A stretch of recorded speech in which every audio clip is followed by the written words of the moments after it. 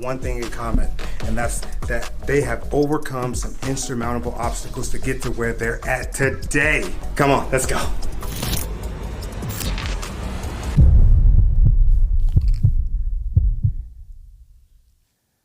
Hey, welcome back and welcome to the show, Barb. I'm super excited. Just like I was telling you before, I'm excited to have you on this show because I don't hear enough people talking about boundaries, and I feel like we all need them. And I personally suck at them. I'm getting a little bit better. So I hear you. I get it. You said you did too. Were they really bad? Yeah, that's my story. Yeah. So I read that you actually went through recovery at 42, and I was 52. Really inspired. 52 even later. Yeah, I'm 62 now. Awesome. So this is a 10-year journey. So I'm curious, what brought you there? Yeah. So when I was 52, this is the winter of like 2014, 15, I was working full time at Yale University. At that point, I had been there for 17 years. Fancy. And pardon? I said fancy. Yeah. Well, you know what? Having a job there is not fancy. Being a student there or a faculty member, that's fancy. But this was a job that I applied for and got. But anyway, I got to rub elbows with some pretty fancy people. And I had volunteered to serve a project at my church, serving homeless people for that winter. And right around the time that I volunteered, this homeless guy named Dan started coming to my church as a parishioner. And he and I became really friendly. And I was like, oh, like a gift from God.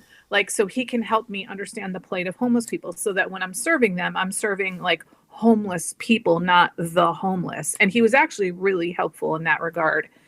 And I don't know, 2-3 months into our friendship, we had a really massive snowstorm here in New Haven, Connecticut. So I invited him to stay at my home, which I now know that is not normal to invite a homeless person to stay in your home. But I thought, I'm nice. I'm a nice person. And so he said yes, of course, because, who wants to stay in a homeless shelter when you can stay in someone's home? And so he stayed, and then another time and another time. And within a few weeks, Tony, he was practically living with me.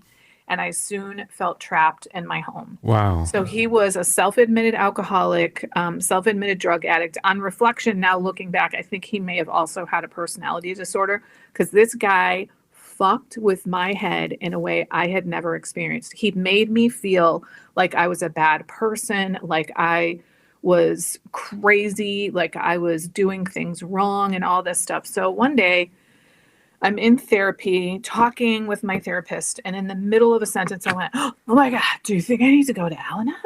And my therapist was like, yes. So let me just pause for a moment in case people don't know what Al-Anon is. So Al-Anon is a 12-step recovery program for the loved ones of alcoholics.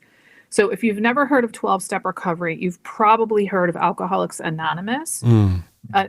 Or AA is what a lot of people call it. So AA was the first 12-step recovery program ever created in the 1930s in the US.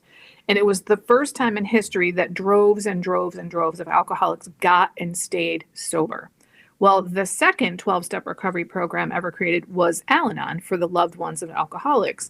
And so people might be wondering, why do the loved ones of alcoholics need a program of recovery? And it's because alcoholism is actually a family disease. We tend to think of the drinking behavior of the alcoholic as the problem, but it's actually like the worst symptom of the problem, which is, dysfunction in the family. And so the reason that Al-Anon was created is that what family members or what loved ones of alcoholics tend to do sort of naturally to try to get their alcoholic to stop drinking, to go to rehab, to go to detox, to go to meetings, to stay sober, actually ends up backfiring. So what they do is all these manipulative and controlling behaviors, and then they tend to focus entirely on that person and they neglect themselves. And then they get really resentful because they're doing all this stuff for you and you're not doing anything for me.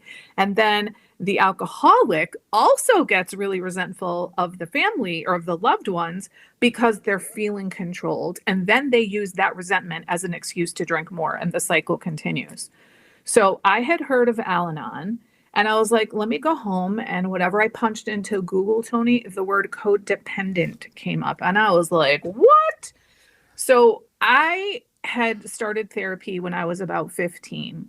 And I didn't go continuously my whole life, but most of the time. So that's 37 years of almost continuous therapy. I got introduced to the whole self-help genre when I was like 22. So that's 30 years of self-help workbooks, workshops, spiritual groups, support groups, seminars, retreat, like you name it. I did all the things. And I had never heard of this word codependent. And I was like, what? So a codependent person, the classic codependent person, is someone who's in some kind of a relationship with an addict or an alcoholic. So it could be their spouse, it could be their sibling, it could be their child, it could be their their adult child, anything like that. And what codependents do is they completely neglect themselves and focus entirely on other people. What is he doing? What is she doing? What are they doing? And or maybe what they're not doing. And I was astonished to realize. Is that just like alcoholics and people on drugs, or could it be like mental health, or it could be? It tends to be some kind of dysfunction. Okay. But it's a dynamic that happens between two or more people. Wow. Okay. And you can be codependent with multiple people, and chances are, if you're codependent, you have that that type of dynamic in multiple relationships. So I remember saying to my therapist, I'm like, what else don't I know about myself? I said to her, listen, I don't feel like I got hit in the head with a baseball with the news that I'm codependent. I feel like I got hit in the head with a planet, because what else don't I know about myself? Like, how is it possible? I've been this deeply introspective person for literal almost 40 years, and I didn't know this. And she said, Barb, I think for you, codependence is this unifying concept that pulls together a bunch of things that you did know about yourself. You just didn't know that they were related. And, I got to tell you, Tony, when she first said that, I was like, she's saying it just to make me feel better. But as time went on, I realized that it was probably true. So I started going to Codependence Anonymous. And really soon, I remember saying to someone who may have been Dan, I was like, I think I need to be reparented. Now, I have no idea where I came up with that term. I think I thought I made it up. But I felt a sense of relief pretty quickly. I think it was knowing, okay, there's something that describes me. I'm not the only one. There's a program of recovery. And then 6 weeks into going to, I'm going to call it CODA. That's the short term for Codependence Anonymous. I went to go to Cape Cod, Massachusetts to visit my friends, one of whom had been in AA for 10 years. And she had raved about how drastically her life had been turned around as a result of AA. So I was like, you're going to love this. I'm going to Codependence Anonymous. And she was like, oh, this is great. While you're here, let's see if we can find a meeting and we'll go together. And I was like, okay. Well, she couldn't find a CODA meeting, but she found an ACA meeting, which I knew of as ACOA, Adult Children of Alcoholics. Now, her dad's an alcoholic, so she qualifies. Never occurred to me I qualified for this program. We walk in, and in the opening readings, they say, among other things, we reparent ourselves. And I was like, what? Damn. That's a thing? Damn. And then they read a list of the 14 traits of an adult child, which is affectionately called the laundry list.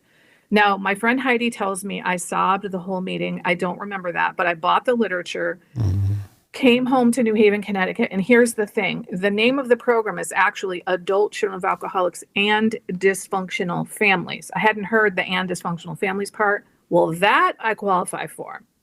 And so I started going to ACA in New Haven. I continued to go to CODA. And I started to realize, I have intergenerational family dysfunction. I have childhood trauma as a result of that. My codependence is a result of the childhood trauma. My years of substance use and all kinds of other crappy behavior, my long line of dysfunctional romantic relationships, all really kind of stems from this. So a few weeks into starting ACA, an ACA women's meeting started in New Haven. I started going to that. Then I got together with 3 other women, and we used the ACA 12-step workbook to work through the 12 steps.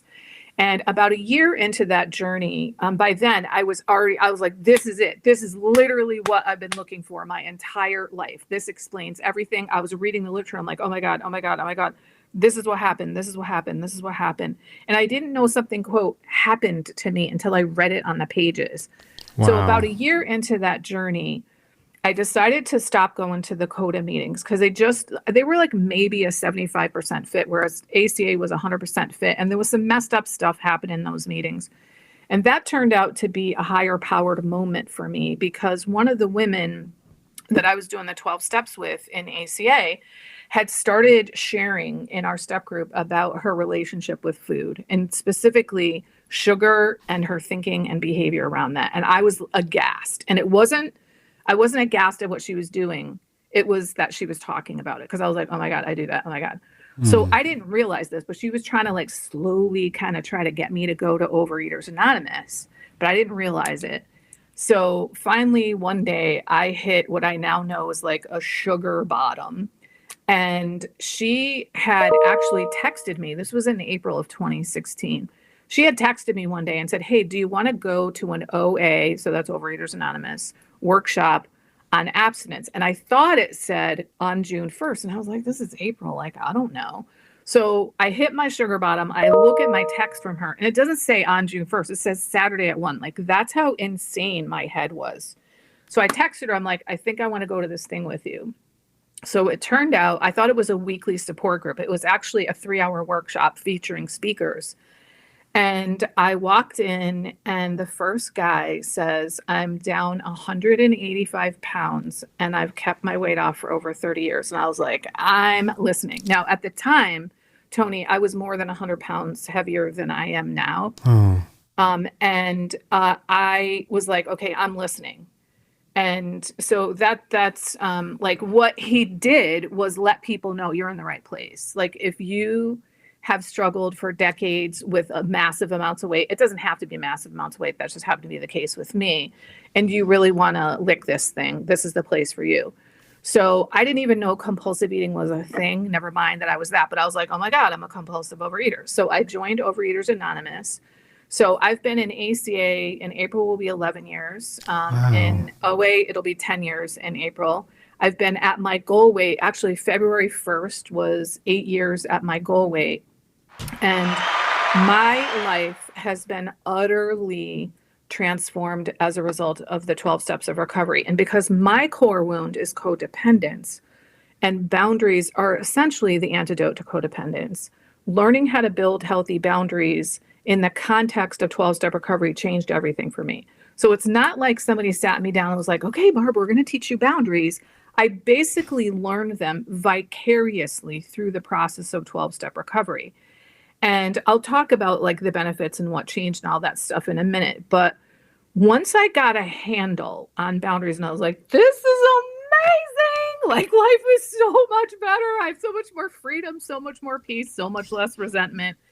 I started reading about boundaries and everything I read was just a bunch of words. And I've discovered that I'm a pretty visual person. So when I was doing the readings, I would do these little drawings to kind of like visually depict, like if this was the physical world, what would that look like?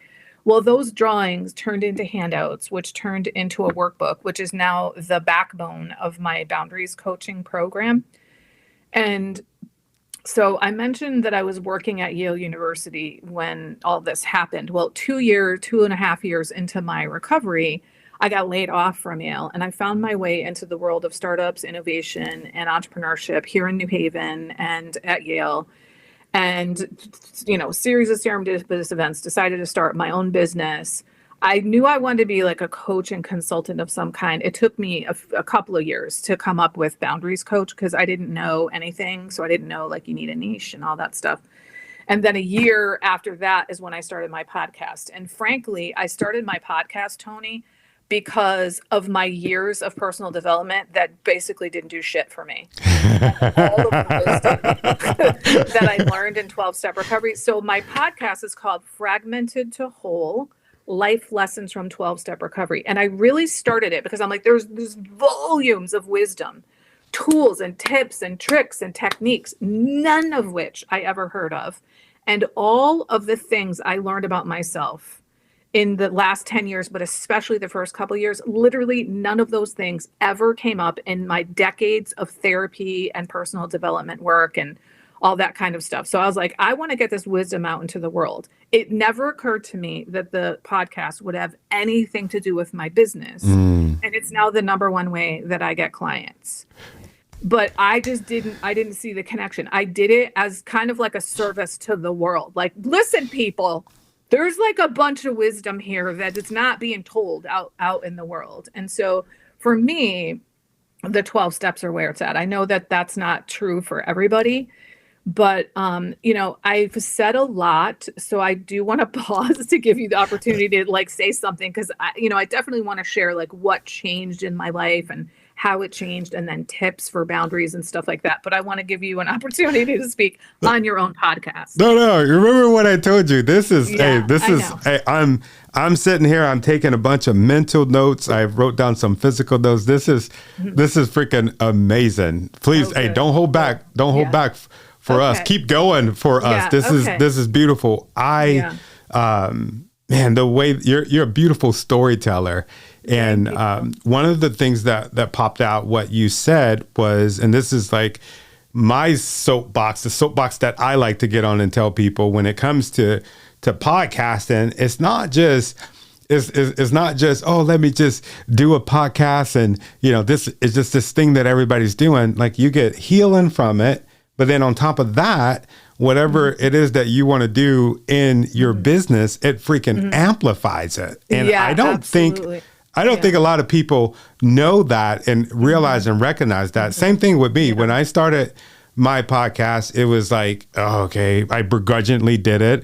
But then I started to realize, oh man, people are starting to ask me questions about stuff, or like begging me to take their money. This is crazy. But it was off of me telling my story. And I feel like that was the same thing that happened to you. Our listeners would kill me if I did not ask you, how long did it take for you to get that person out of your house, and what was that like? So the first time he stayed it was actually Super Bowl Sunday. So it was probably the last Sunday in January, and he was out on Memorial Day weekend. So that's a total of 4 months. Oh, damn. I don't remember all the details, but I remember finally realizing I got to get him out of here. So I remember one night I gave him $150 and was like, go stay in a hotel or something. And he left, and then he came back and gave me back $100 and said, this is way too much money. So can you imagine like what he feels about himself, that $150 was way too much money for him? Oh man. Yeah. Right. So at some point, I live in New Haven, which is on the New Haven Harbor, and he was from West Haven on the other side. I remember that I drove him over there, dropped him off. Honestly, it was 10 years ago, so I don't remember the details. And then a mutual friend texted me and said he's on his way back to your house, which means he would be walking. So I had time. And I left and went and stayed with a friend for 2 days, about an hour away, because I knew if he came back to my house, I was going to let him in. I knew it. And by then I was in recovery, and I was starting to get a measure of healing. And actually, I want to give you an example of what changed for me. So I remember one day, he showed up at church. So I mentioned he had been coming to church. Then he kind of stopped. He showed up at church one day, and I now know that I had like a trauma response in church. And I remember texting my therapist. I was freaking out just being around him. And just a handful of weeks later, I was the deacon on the door doing the greeting, and I was also doing the scripture reading that week. And I knew when I looked up what the scripture reading was going to be, somehow I knew Dan is coming to church today. I just knew. I don't know how I know. It. Well, higher power. That's how I knew. So I'm the deacon on the door, and Dan comes walking up. And mind you, he hadn't been there for weeks. And I was a changed person, Tony. I saw him. I did not get that like panic attack thing. I smiled and I said, welcome. And I knew in that moment I had changed. And he knew that I had changed, and I never saw him again after that. I did hear that he eventually somehow made his way to Texas, and then I later heard that he died. Oh, okay. And I don't know, but to this day, that man is an angel to me because he helped me to hit my codependent bottom, get into recovery, and turn my life around, and then share the message of healing that I share with people all the time. So I have nothing but goodwill for him.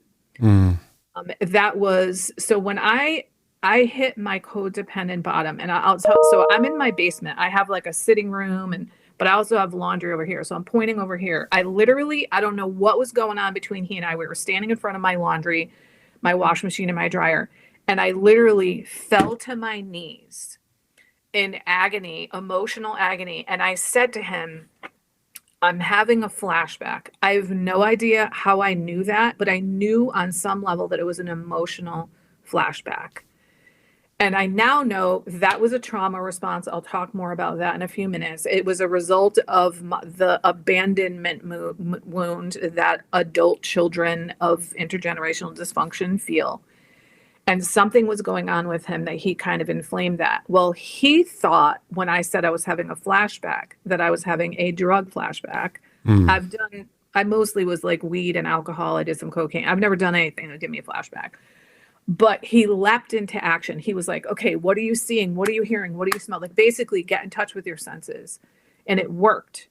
And but what was really wild about that, Tony, was he was one of the laziest mofos I have ever met in my life. So to see him leap into action for anything was just shocking. And somehow, like between that and him doing all that, he snapped me out of it. I can still remember like how painful it was. Emotional pain, agony. I mean, it was just the worst thing I have ever been through. I can't. And so I mentioned that it was an abandonment wound. So the issue for adult children, that's what we call ourselves, adult children of alcoholics and dysfunctional families. And the reason we say that is because we're adults, but we're still reacting to life from our childhood patterns. Damn. Because that's what we knew. We weren't raised to learn how to effectively and maturely and in a healthy manner deal with the ups and downs of life. So adult children's main issue is that we have this abandonment wound. So some of us were actually physically abandoned, meaning, the parent was never around, or they died, or they left, or they were abusive, physically abusive. But all of us, regardless of whether we had physical abandonment, not disabandonment, we've been emotionally abandoned. So in other words, our parents didn't help us learn how to feel our feelings, manage our feelings, express our feelings. And it's not because they're bad people. It's not because they didn't love us. It's because they don't know how to do that themselves. So how could they possibly teach us? And how could they create a home environment where that kind of stuff was welcome when they grew up where it wasn't welcome? And so what happens is we have this abandonment wound, and there was something about Dan that I'm going to use the word inflamed that wound for me. I don't know why. So I now know that I was codependent in every relationship, my romantic relationships, my friends, my colleagues, my family, my neighbors, everybody. But it was worst in my romantic relationships. And even though this wasn't a romantic relationship with Dan, there was something about him where I felt compelled. I have to save this man. And the dilemma, that emotional flashback I had was like, I was in this moment of realizing I have got to get rid of him, and I can't get rid of him because I'm going to die because I need to save him. And so it was this really it was literally like my soul like ripping apart. And actually there's a piece of our literature that calls this abandonment wound a soul wound. Now, I didn't know any of this at the time. I did not know any of this. I've since learned this. I've learned a lot more about trauma. And I want to say a few things about trauma. So most people, when they hear the word trauma, they think of what is often called big T trauma. So this is where, like, mostly blunt trauma is what we think about, like that. Like you were in a war zone, or you were in a hurricane, or you got really beaten up badly or you were raped or something like that. What I'm talking about is often called little t trauma. And so it's called little t trauma because it's incident after incident after incident after incident. I call it like the drip, drip, drip of emotional invalidation and emotional abandonment. So it's called relational trauma, and it's because it happens in the context of a relationship or relationships. So when I got into ACA recovery and I hear people talking about trauma, and the thing is, Tony, the stories I was hearing from people in the recovery rooms, I knew objectively I did not have it as bad as those people. I didn't get the shit kicked out of me. I didn't get raped. I didn't get my bones broken. I didn't get told I was a piece of crap. I didn't get Yours burned. is all mental. But I knew that I had those traits, those 14 traits. Mm-hmm. I just didn't understand how I got them.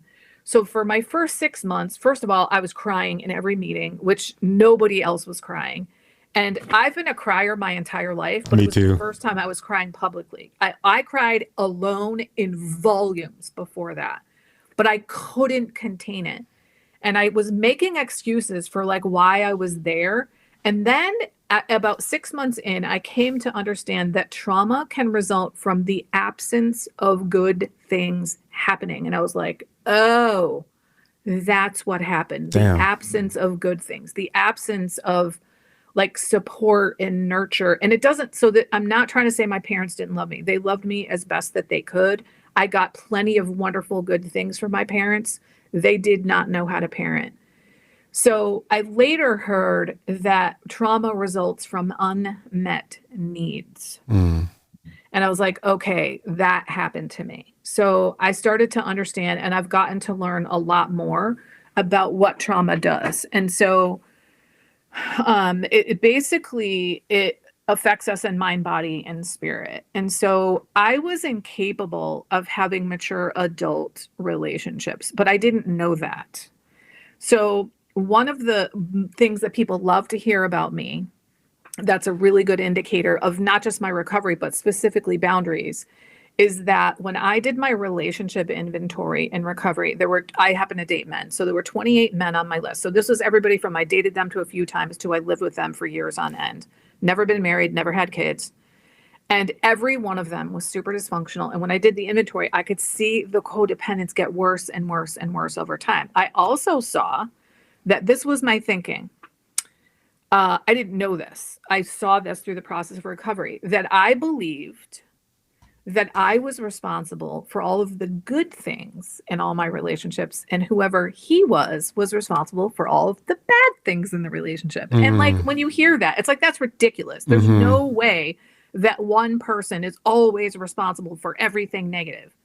So I also saw, like, I always thought my pattern was emotional unavailability. Like, I attracted emotionally unavailable men, and that is true. But I think the real pattern was codependence, which of course you're going to attract somebody who's emotionally unavailable.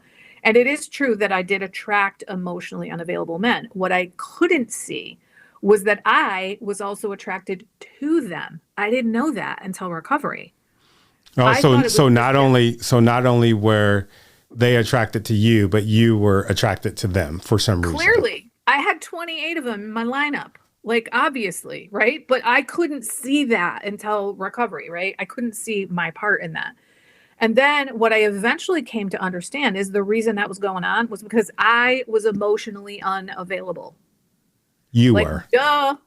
Like, that makes total sense, because what emotionally available man is going to be attracted to an emotionally unavailable woman? But I didn't know any of that. And of course that makes sense, because I mentioned I grew up in a family where emotions were not, acceptable. So I am now in the first and only healthy relationship of my life. We've been together for almost 7.5 years. And I had no idea that this level of like communication and intimacy were possible. And I feel like that's a really good piece of evidence that recovery works, and especially building healthy boundaries work. And people might wonder, what the hell does that have to do with boundaries? It has everything to do with boundaries. I agree. Because your boundaries have everything to do with the quality of the relationships that you have in your life. So now I want to kind of get into like what are boundaries? Wait, So before you go there, okay. I want to ask you something. You brought up something really, really telling, and you talked about the overeating, and I wanted to connect that piece to that, and let me know if I'm wrong with this, but I feel like maybe that comes about because that's something that one of the only things that we can control if we're quote unquote enablers or whatever. Did I get that right? Yeah, I mean, I think that, well, we're trying to control other people for sure. But it's, to me, compulsive overeating is just my drug of choice or drug of no choice, actually, because it was a compulsion and obsession. It's an addiction for me personally.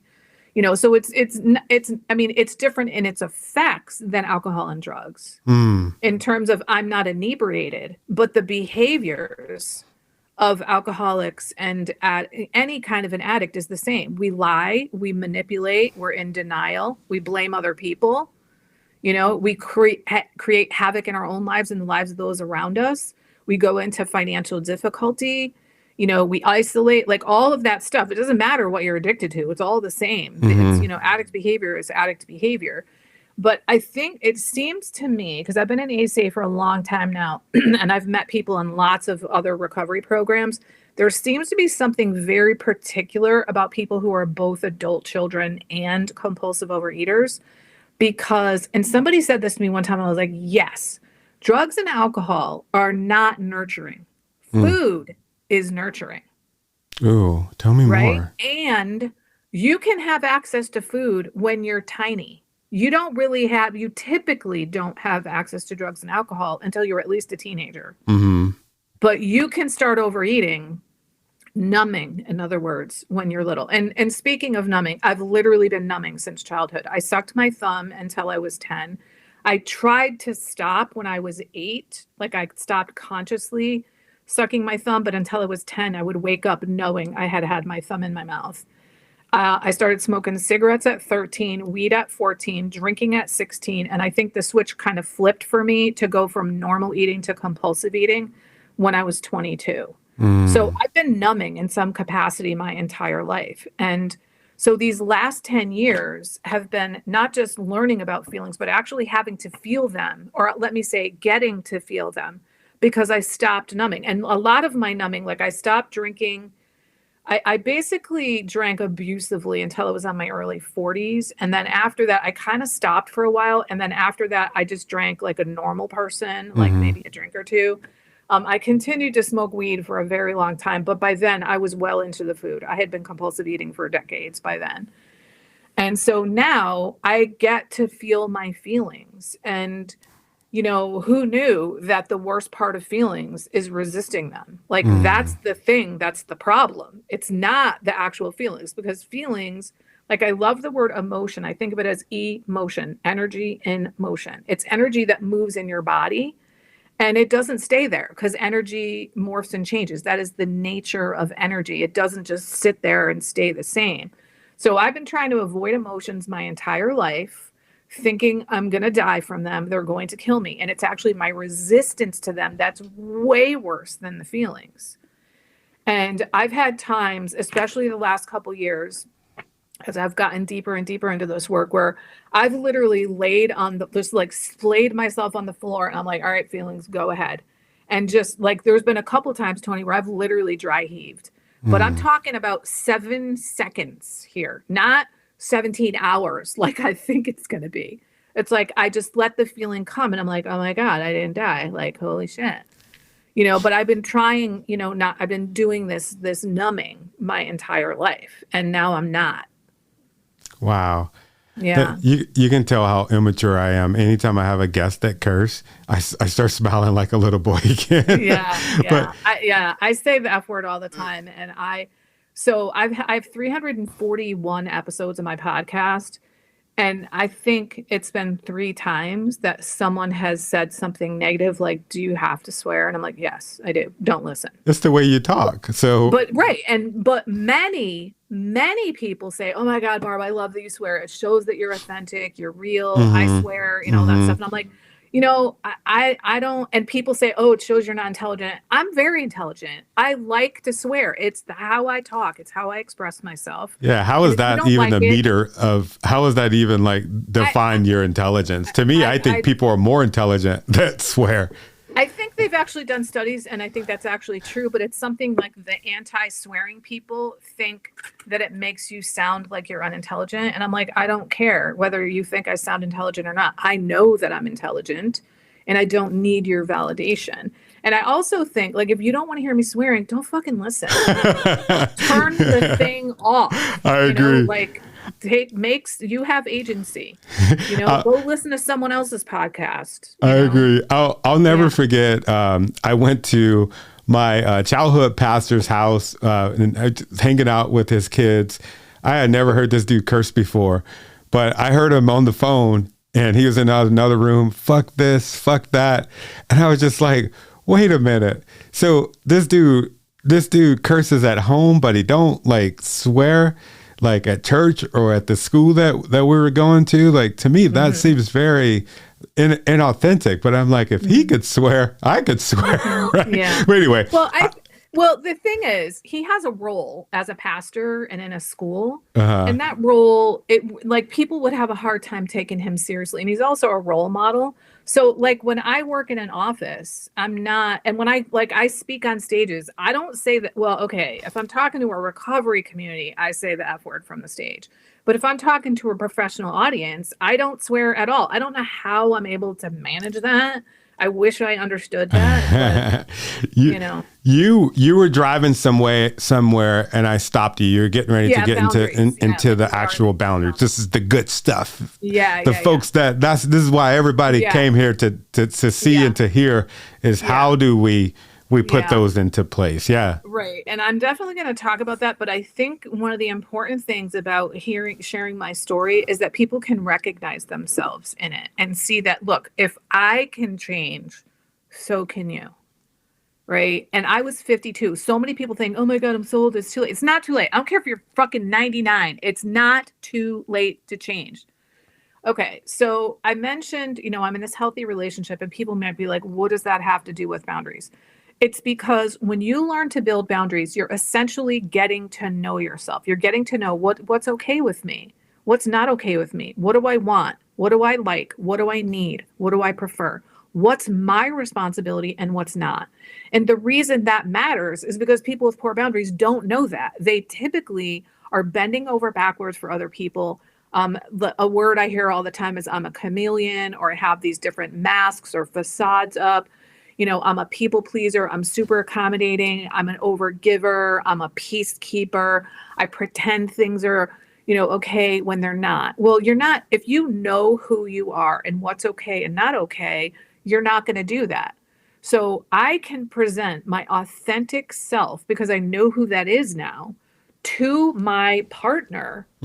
And I would say, if I were to boil down, if I had to pick one thing, that's the most important thing that we do in our relationship that maintains the healthy connection we have, it's that as soon as something bothers us, we bring it up. And maybe it's not like that second, but we don't sit on things. We don't let it fester. Like this morning, I just said something to him about that happened on Saturday. And it was because it was the first real opportunity that I had. I want to do it in the right moment.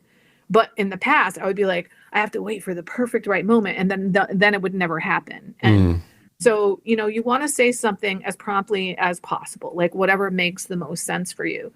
But so boundaries are essentially, they're standards that you have for your life, hopefully that you live up to, and then limits that you place on yourself and other people to uphold those standards.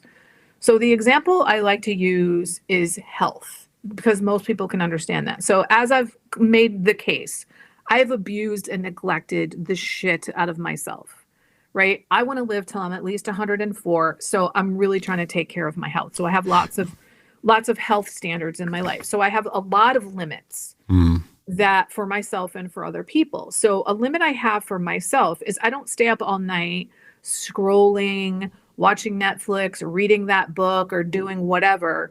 I go to bed and get approximately 8 hours of sleep every night, because sleep is a foundation for good health. So that's an example of a boundary I have for me. Now, nobody needs to know about that. That's my boundary for me. And I actually started by going, okay, I'm going to go to bed at midnight. And then I was like, all right, got used to that. Now I'm going to go to bed at 11:30. Now I'm going to go to bed at 11. Now I'm going to go to bed at 10:30. Like, I didn't start by going like, oh, I'm going to bed every night. I had to like back into it. And then a limit I have for other people to support my health is I don't allow smoking in my house. If you want to smoke, you got to go outside. I hear you on that. Yeah. So let's say that I have this boundary of there's no smoking in my house. And people still smoke anyway. No, I mean, they like it's like this is just I'm saying this as an example because it's just like when we were growing up, people smoked everywhere, right? Like my parents didn't smoke and they had ashtrays and lighters that they put out on the table. But in any case, it's just for illustration purposes, right? So let's say that I have this no smoking rule in my house and somebody lights up and I don't do anything, then that wasn't a boundary for me. I call that having a wish or a hope. I hope people will honor my boundary. A real boundary has some kind of consequence. You're going to do something. So if somebody lights up or if they pull out a cigarette, I don't even wait for them to light up. I'd be like, there's no smoking here. You need to go outside. And I live in a condo. You don't just go right out the door. You need to go far enough away so that your smoke does not come in the window of my condo or anybody else's. Right. So these are limits that I have that support and promote my health. Well, I feel like I'm doing a little bit of role playing here where I feel like you're being controlling. So there's a difference between controlling and having standards, right? So it's my house. If I went to your house and you were smoking and I said, you got to put that out, that's controlling. Ooh, right? I'm getting it. Yeah. Yeah. Right. So, and here's the thing. Boundaries are really not about other people. They're about you. So my boundaries are for me, not against you. That's something that I don't recommend people walk around saying. I think it's something I recommend they remember. My boundaries are for me, not against you. That's so good. if I'm controlling, like being with an alcoholic is a perfect example. This is a boundary. If you continue to drink, I'm taking the keys away and I'm no longer paying your student loans. This is not a boundary. You can't drink. That's you trying to control the other person. Whereas the first one is a boundary. If you do X, then I'm going to do Y. Oh, so there's like an end and consequence to it. Right. So real boundaries have consequences and it's about you. Like I am no longer supporting your drinking habit. So I'm not going to let you use my car and I'm not going to pay your student loan payments. So you can drink all you want, but you ain't getting your student loans paid and you ain't driving my car, right? So that's about me, not about you. Whereas if I say you can't drink, that's me trying to control you. Of course I want you to not drink, but I can't do anything about that. What I can do is control my behavior. Boundaries are about controlling ourselves, not the people around us. And that's a huge misnomer. Another big myth about boundaries is that they're walls. We put up walls between people. Well, I'll say if you have a restraining order against someone, that is a wall, and it should be because you need to be protected from violence. But the vast majority, 99.9% of boundaries are not walls. They're more like fences with gates in them. So they're flexible. The gate opens and closes. And the metaphor I like is that it has a gate that opens from the inside only. In other words, I control who gets in and what gets in. So if somebody violates my boundary, it's not they jumped the fence. It's I let them in and it's my job to shepherd them out.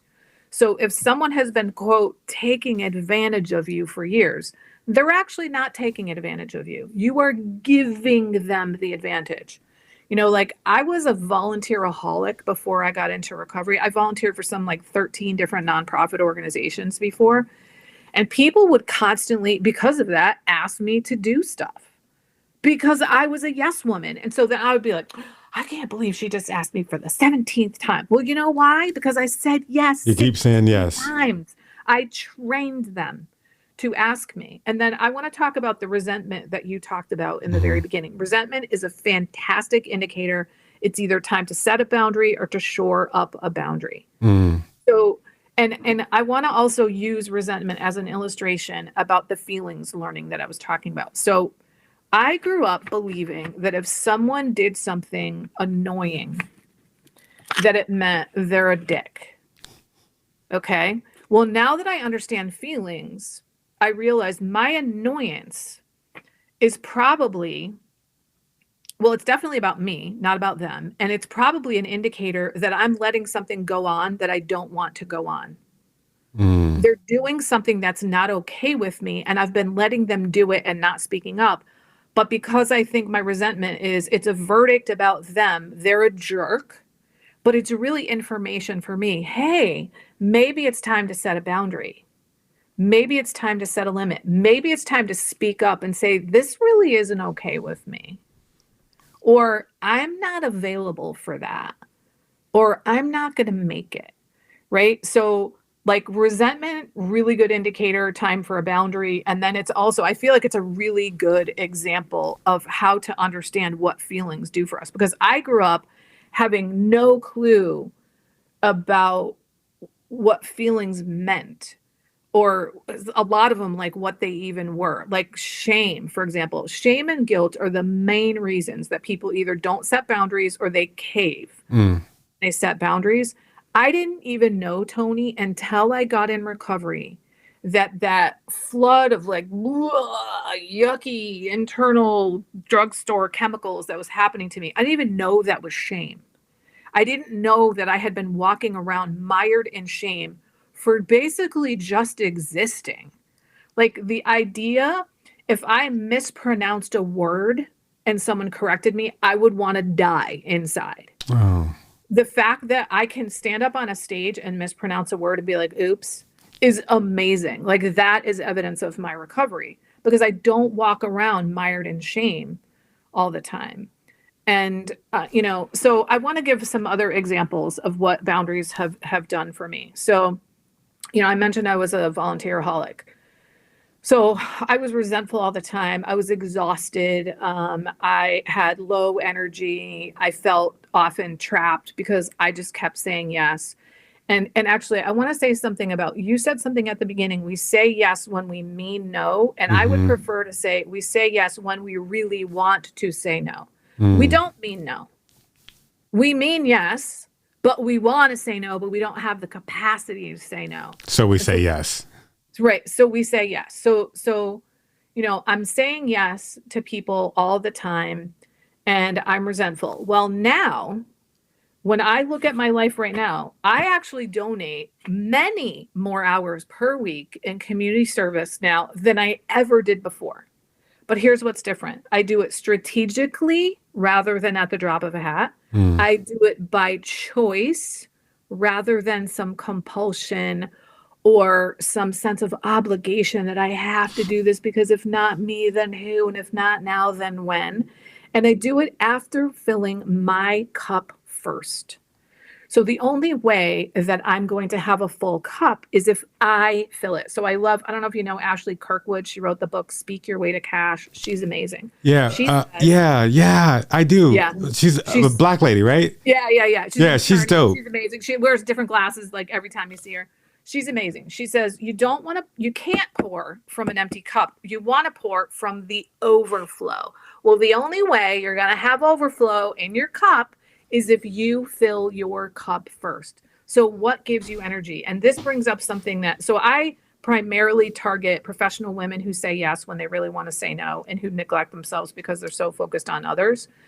And so what comes up when I say fill your cup first is like, I don't want to be selfish. It's not selfish for you to fill your own cup first. That sounds like programming. Well, it is. And I think it's not that men don't have that issue, but men are brought up to be like good girls and kind and nice, and you have to help other people and put other people first and be selfless. Like, be selfless, have no self. That's what no boundaries is. You don't know who you are. You don't know where you end and other people begin. You don't know what's your responsibility and what's not. That's what selfless means. Yeah, when you say it like that, it sounds like a bunch of bullshit. Right. It is a bunch of bullshit. And I remember hearing this coach one time say that somebody said to her, you're full of yourself. And she was like, well, who the hell else should I be full of? Like, what? Like, who am I supposed to be full of? You're supposed to be full of you, not other people. But that doesn't mean that you treat people like crap. It doesn't mean you don't help people. As I've just said, I help people way more than I ever did before. It's like learning how to build healthy boundaries does not mean you put up walls between other people. It doesn't mean that you're rude, that you're nasty, that you're not helpful. It means you're authentic. You get to know who you really are and what's okay and what's not okay. Yeah, I was going to ask you, so what's the difference between a boundary and a wall? A wall is a really tight boundary. Okay. Yeah. So I remember one time I had this part-time job a couple years ago, and my then boss, it was only 10 hours a week, and he wanted me to check my email for that job when I was outside my 10 hours. It was like, not happening. No. You know, I'm like, I have a business and I have another part-time job and I have a personal email account. So I have 3 or 4 other email accounts. So if you want me to check yours while I'm not here, then I'm going to be checking all those while I'm here. You want me to do that? And I didn't say it like that, right? And he called it, he said, you have a firewall around that. And I was like, ooh, and I think he thought it was an insult. I was like, oh my God, I have a firewall. I have a firewall. You're like, yes. Yes, right? So like a firewall is like a wall, you know? Like you need a wall. A restraining order is a wall. If someone has been beating the crap out of you, you need a wall with that person. Sometimes people are so toxic, we have to block them on our phones or on our email, or we have to move out, you know, but those are walls, but it's a type of boundary. It's just an incredibly stringent boundary. Oh, I like that. I was going to ask you, I got a question in, someone sent a question that's watching us, and they said, can you give, I freeze in the moment. Yes. I freeze in the moment when it comes to my boundary. What do I say? Okay. What do I do? So people think if I just had the right words to say, that's all I need. And the right words are important. I'm not dismissing that. And I will share some good right words in a moment, but it's way more than, it's like you need the wherewithal to not just say the words, but to stand behind them. Damn. Right? So having the right words can be really helpful. I like having a couple of, I call them scripts, boundary scripts, and I have all kinds of them for all different kinds of scenarios. And you can also ask ChatGPT, give me some boundary scripts for this scenario, but I'm happy to share some too. But you need to have the wherewithal to do it. So the reason that you freeze, that's a trauma response. So I think of it as like I have a few things in my back pocket. I think the best thing you can do when someone asks you to do something, and I actually recommend you do this as an experiment for the next month if you really suck at boundaries, 100% of the time for the next month, when someone asks you to do something, your response is, let me get back to you. Ooh, I like that. Right? Because pausing is my number one tool of recovery. It's the number one most important thing that I learned in recovery, because if I can't pause, I can't use any of my other tools. So pausing allows you to unfreeze. And when you're in freeze, that's a trauma response, which means you have gone into fight or flight mode. And if you know anything about how the brain works, when you're in fight or flight mode, the executive functioning, the higher order thinking part of your brain, which is where the thinking part happens, is basically cut off. Because when you're in fight or flight mode, you need all that massive amounts of energy that you would use for thinking to fight or flee. So you can't think clearly. You can't make reasoned decisions. And that's why we react and say yes when we want to say no, because we're frozen, right? So if you just start saying all the time, let me get back to you. And if people say why, you say, I need to get back to you. And if they say why, you just say, I just do. Like, you do not have to explain. So stop explaining things to people. Your boundaries are yours and it's none of their business. You don't need to say that. You just need to know my boundary is for me and it's not against you. You don't say that to people. You know that for yourself. And my boundaries are none of your business. I don't have to explain myself. And again, you don't need to say that to people. You can if you want to. I'm a fan of politeness. Right? And unless someone is like toxic, inebriated, has a mental illness, won't take no for an answer, then fuck politeness and be a jerk, right? But most of the time, I'm a fan of politeness, because when you treat people politely, they're much more likely to be polite back to you. And it's much more mature to be polite. So I would start with, let me get back to you. So it really depends on what the situation is. There's all kinds of things you can say, but I think saying things that are rather general, like that doesn't work for me. And when they say, why not? You don't explain. You say, it just doesn't.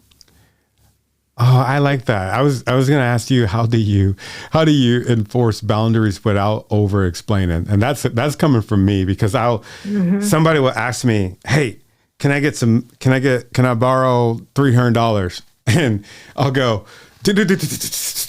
this long list. Last time I let somebody use some money, I never got it back. Me and my wife have a clause. We don't, and it's just none of their business. And they don't write back no way. So. Right.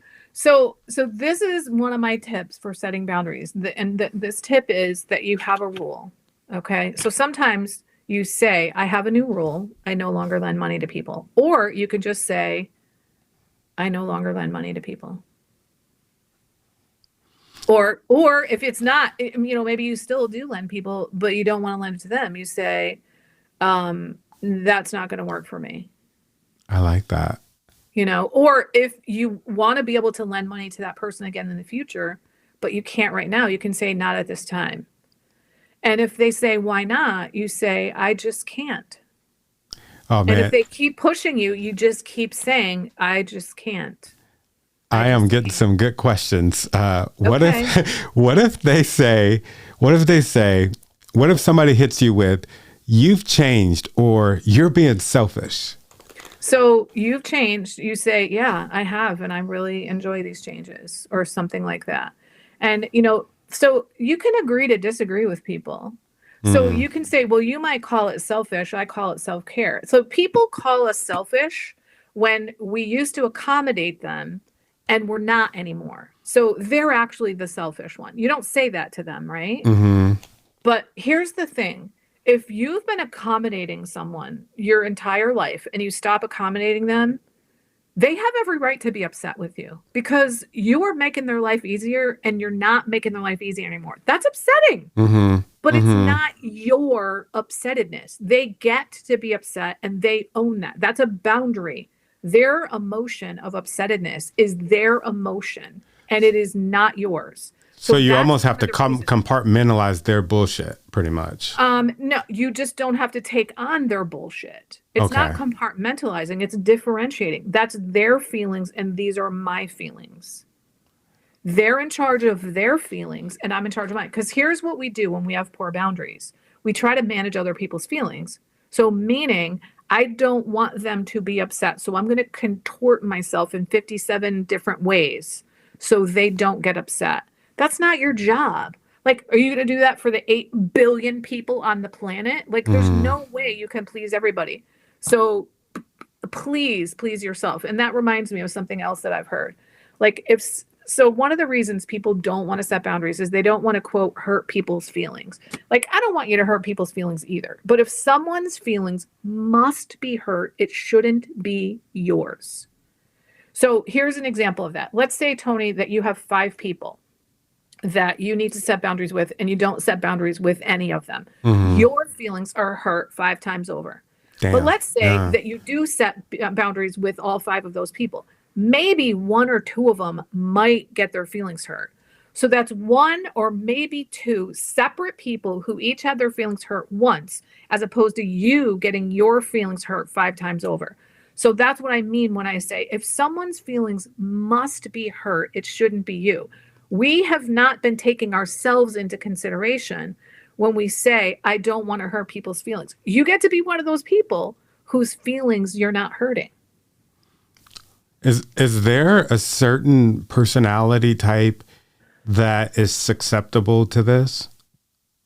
Yeah, codependence. Okay. Yeah, people who grow up in dysfunction.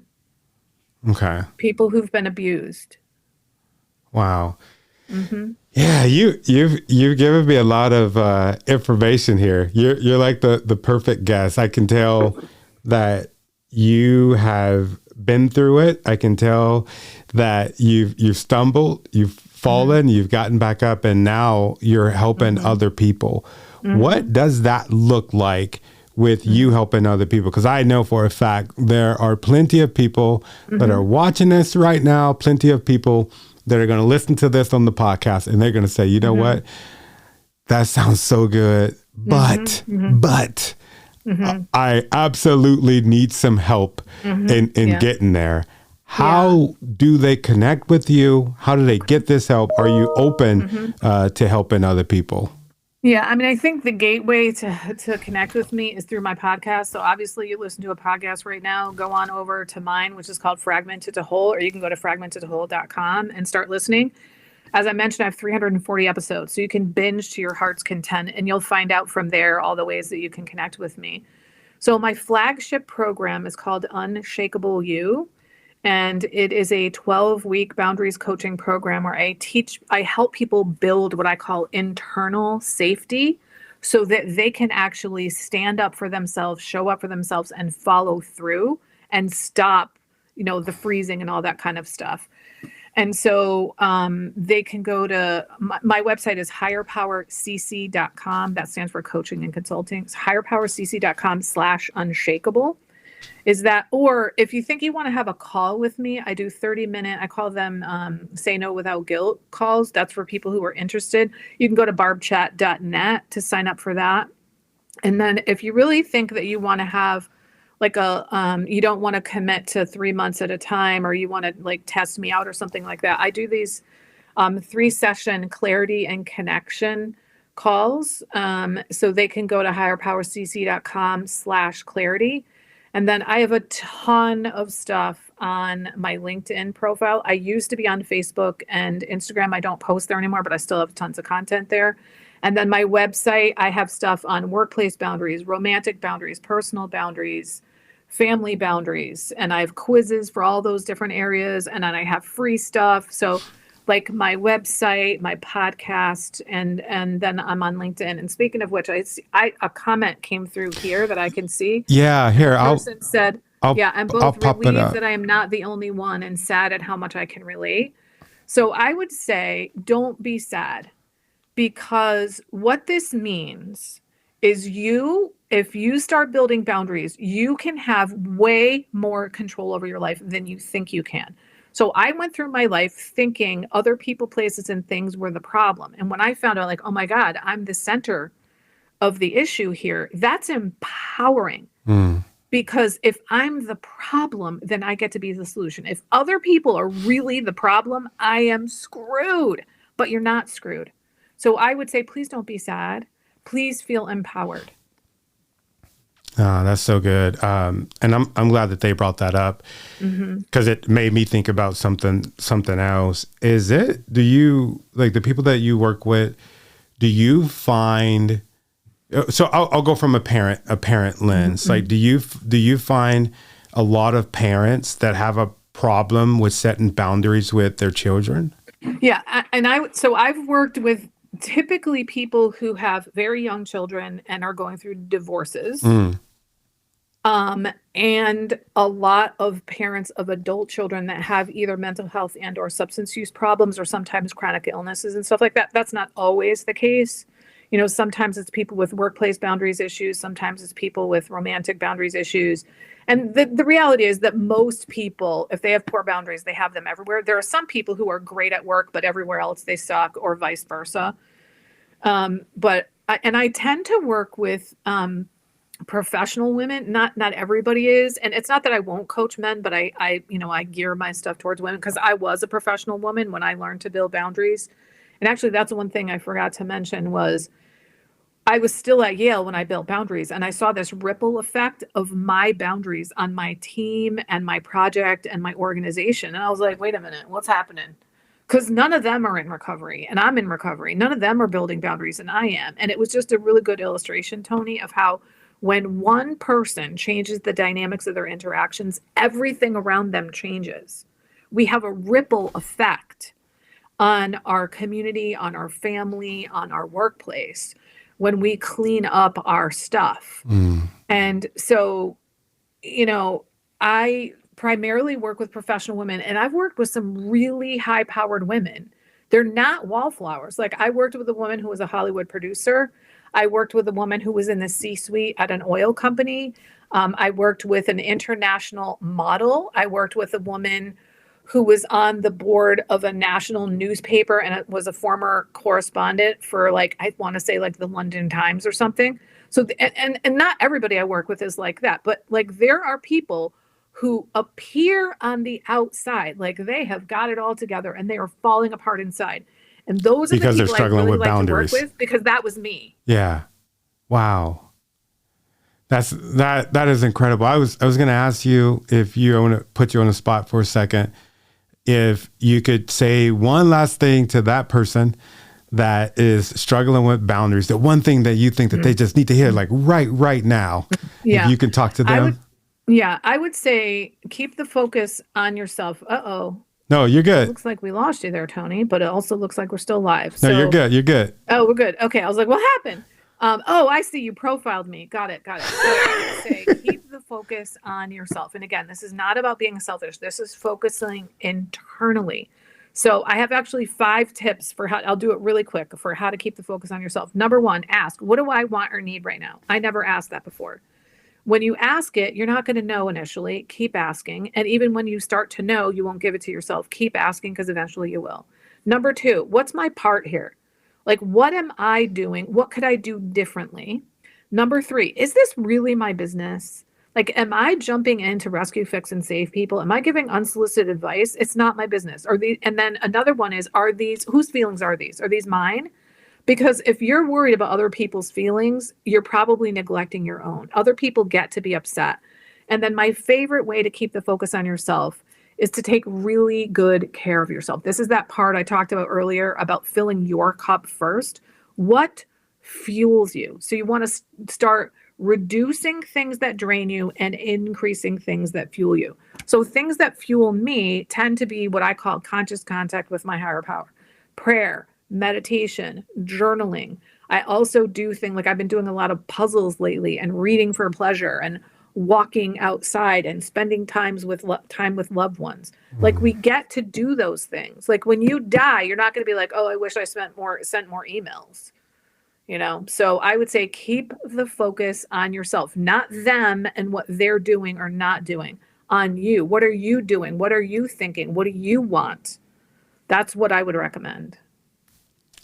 Ooh, I love it. That was so powerful. For my listeners, for my viewers, I will make sure that I add all of Barb's information in the show notes so that you can contact her. I'm definitely going to contact her. This was some really good information.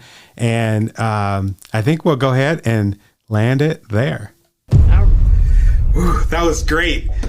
If you enjoyed this podcast, well, I'm sure you enjoyed it. If you're still here with us, what I want you to do is head over to your favorite podcast and streaming network and give us a download, subscribe to the channel, and also let us know what you think about the show. And from the bottom of my heart, I want to say thank you for the things that you've done. Thank you for the things that you're doing. And especially thank you for the things that you're going to do, because I know that you're going to do something amazing.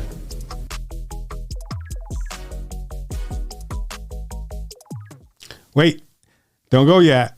And if you're live, share this with a friend. Put it in the comments. Like, how has this broadcast helped you? Are you seeing the light yet? Do you need more of Barb? What other questions do you have so that we could bring her back on the show for part 2? But make sure that you share this, because sharing is caring. If you care about your loved ones, you're going to share this episode with them. And don't worry about the boundaries when it comes to that part. All right. I'll see y'all later. Bye.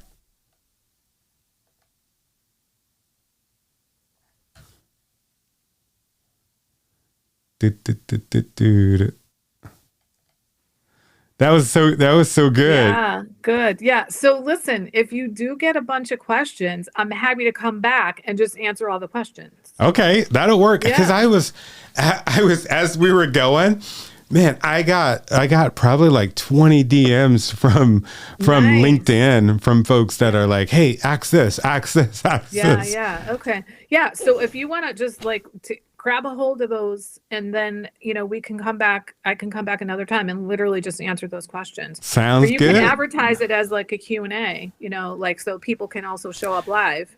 Ooh, I like that. I think that would be Yeah. dope. I'll put Yeah. some feelers out there. Yeah. That'll be really good. Yeah. Yeah. Thank you for what you do. I never Yeah. would have ever